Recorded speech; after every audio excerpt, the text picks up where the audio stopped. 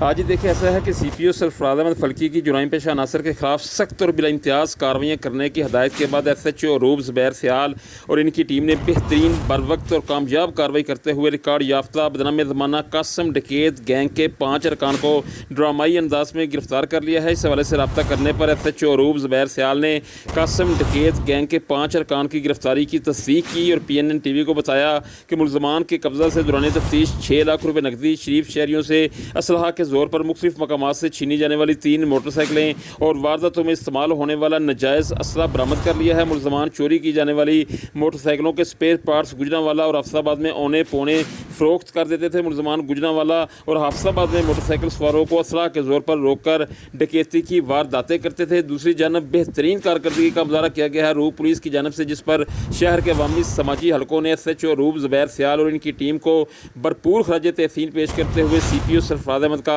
شکریہ ادا کیا ہے۔